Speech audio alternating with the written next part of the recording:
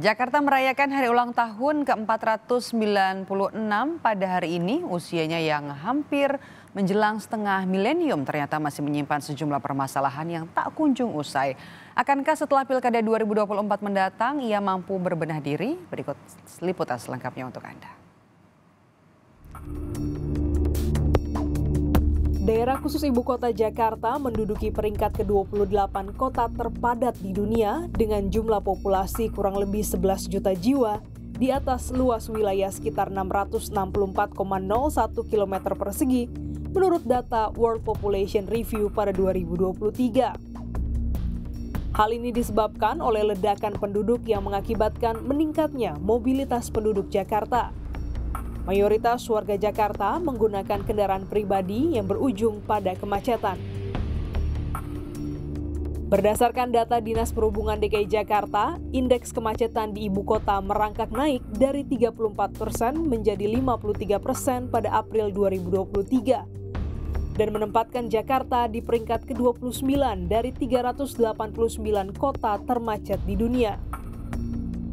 Kepada Kompas TV, pengamat transportasi Unika Sugija Pranata, Joko Setiowarno memperkirakan kerugian ekonomi akibat kemacetan di Jabodetabek mencapai 133 triliun per tahun, di mana setiap orang mengalami kerugian hingga 4 juta per tahun. Pengamat kebijakan publik UI menilai pemerintah belum tegas dalam menentukan kebijakan untuk menekan jumlah pembelian kendaraan pribadi. Kan orang didorong marah beli mobil baru. Dengan pengurangan PPNBM itu kan nggak konsisten juga gitu ya, seperti itu ya seperti itu. Jadi ini yang menurut saya dalam banyak kasus ketika kita bicara kebijakan Indonesia itu kan bicara implementasinya juga gitu. Selain kemudian tadi bicara ada hubungan antar instansi pemerintahan lain gitu yang terkait, dan sering terlihat bahwa akhirnya kebijakannya tidak konsisten dan tidak saling mendukung gitu, seperti itu. Padatnya mobilitas penduduk Jakarta yang menggunakan kendaraan pribadi pun menimbulkan permasalahan baru, yakni parkir liar. Dalam hal ini, pemerintah pun harus menerapkan regulasi yang tepat untuk menanganinya. Pengamat tata kota, Yayat Supriyatna menilai pemerintah harus mendorong masyarakat beralih ke transportasi publik. Sebetulnya untuk mengatasi parkir liar ini, minimal satu orang Jakarta meninggalkan kendaraan pribadinya di rumah. Dia naik angkutan umum. Target di dalam rencana tata ruang kita itu 2030 60% mobilitas masyarakat menggunakan public transport. Berdasarkan data BPS, jumlah kendaraan bermotor menurut jenis kendaraan di Jakarta terus mengalami peningkatan sejak 2020 hingga 2022. Mobil penumpang, bus, truk jumlahnya terus bertambah. Total kendaraan bermotor di Jakarta pada 2022 sebanyak 26 juta lebih kendaraan.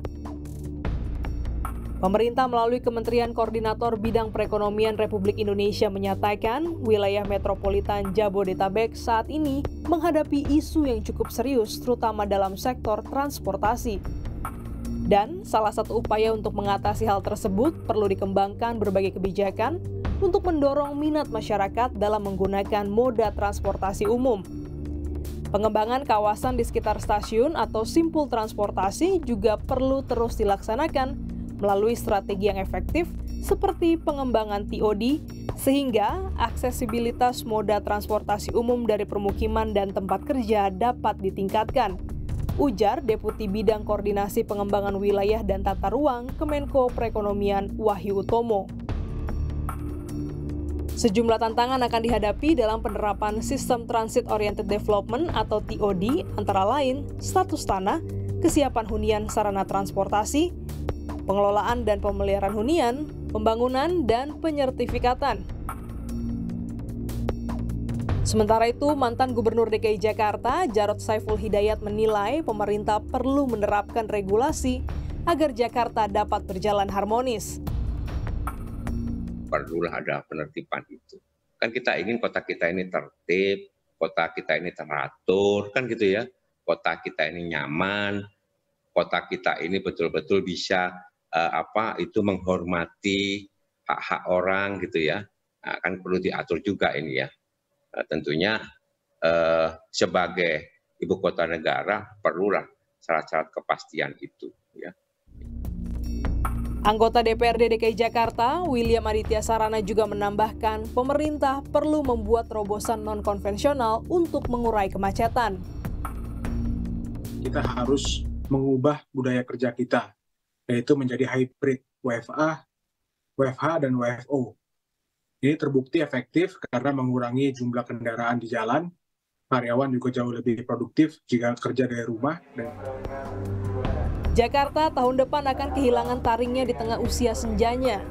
Akankah permasalahan klasik yang akrab di tengah kehidupan masyarakat Jakarta, yakni kemacetan, dapat jadi legenda di penghujung legalitasnya sebagai ibu kota?